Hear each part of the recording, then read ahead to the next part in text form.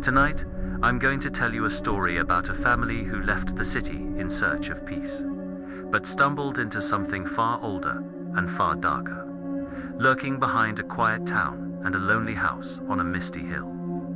This is not just a ghost story, it's a warning. So sit back, turn off the lights, and listen till the end. The Miller family left New York on a late autumn morning, the windows fogged from the thick morning mist. They were exhausted, burnt out from work, arguments, and the heavy silence that had settled between them. They thought a quiet getaway would help. Their destination was Craneswood, a small, old town surrounded by forest.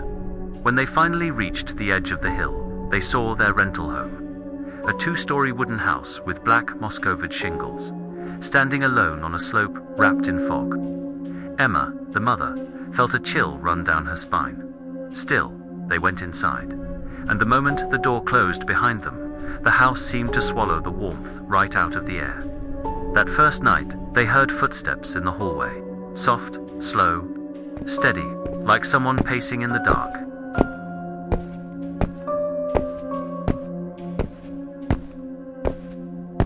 Emma sat up, thinking it was Marcus Butt. He was sleeping right beside her. Then came the sound that froze her blood.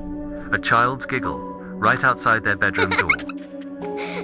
They tried to explain it away, but the next morning, their daughter, Lily, started talking to someone who wasn't there. My friend wants to show me her room, she said. This used to be her house. Emma felt her skin crawl. A day later, Marcus opened the attic to check for animals or loose boards. The air inside was old and stale, filled with dusty furniture under white sheets. But at the very back, leaning against the wall, was a large portrait. When Marcus pulled the sheet away, Emma gasped. It was a painting of a little girl, 8 years old, with pale skin, long dark hair, and deep black eyes. And the worst part, she looked exactly like Lily, almost identical. Marcus tried to laugh it off, calling it a coincidence. But Emma saw something he didn't. Just before the sheet fell back over the painting, the girl's lips twitched upward, as if she was smiling. Over the next few days, things grew stranger. Lily stopped playing with her toys and spent her time staring into corners of dark rooms. Sometimes she giggled, sometimes she whispered, but always toward the same empty spot in the house. One night, Emma walked into Lily's room and screamed. Lily was sitting with her hand extended into the darkness, and a small white hand gold and child-sized wise holding hers. When the lights flicked on, the hand vanished. But Lily only said, Mom, you scared her. She just wants someone to play with. Terrified, Emma went to the town library the next morning. The elderly librarian, Margaret, listened quietly, and then pulled out an old file from the archives. A family lived in that house years ago. They had a daughter named Elena. She disappeared one winter night. No remains were ever found. The woods behind your rental. People say they called 2 children to families who rented that house before you. One fled in the middle of the night. The other lost their youngest child.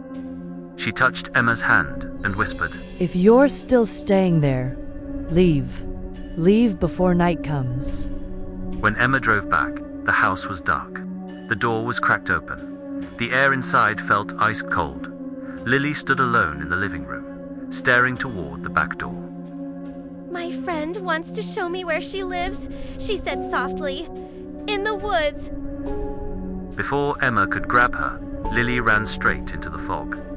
Emma chased her, stumbling through the trees, the mist curling around her like cold fingers. She finally found Lily standing beside an old stone well covered in moss. Next to her was a little girl in a white dress. Her back was turned.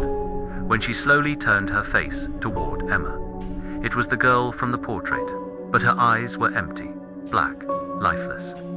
Emma froze in terror as the girl whispered, Don't take her. She belongs with you. The fog around the well swirled violently, whispering like 100 cold voices. At that moment, Marcus's shouting echoed through the trees, breaking the spell. Emma grabbed Lily and ran. Behind them, The girl's scream tore through the forest. They rushed inside the house, packed everything, and tried to leave. But the front door wouldn't open. Something had locked it from the outside. The lights flickered and died. The entire house went silent.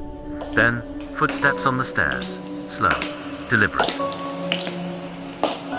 A child's voice drifted through the darkness. Why are you taking her away? She's just like me. Alina appeared at the top of the stairs, head tilted, hair hanging over half her face. The fog seeped in under the doors, creeping toward their feet. Marcus smashed a window, grabbed Lily and Emma, and pulled them out. They sprinted to the car, while Elena's screams echoed behind them. Horrible, inhuman, shaking the trees themselves. As they sped away, Emma looked back at the upstairs window.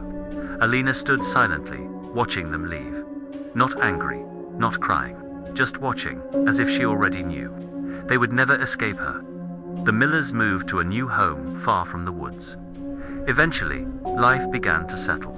Until one night, Emma woke to the sound of a child giggling in the hallway. She rushed out and found Lily standing in front of the mirror, whispering, I miss my friend, but Mom won't let me go back. Emma's heart stopped. Then Lily said, Next time, don't call Mom, just call me. and in the mirror, behind Lily, a small ghost-white hand rested on her shoulder. Emma screamed, but by the time she reached her daughter, the hand had dissolved into the air like mist. That's the end of the story. But the voice in the fog never truly stops. So if you ever visit Craneswood, stay away from the misty hill at night. Because somewhere in the fog, a little girl is still waiting for her new friend.